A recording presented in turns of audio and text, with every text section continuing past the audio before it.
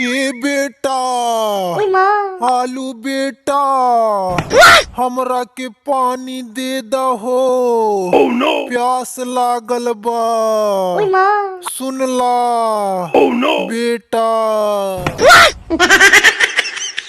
ए चाचा, हमरा से दूर रही हा। बहुत जात रहा लंदन, धई लिहलस कोरोना। अब गावा लवंडिया लंदन से लाएंगे।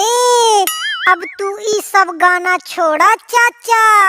अब तू गावा कोरोना लंदन से लाएंगे, डॉक्टर से सूजी पिलवाएंगे। गावा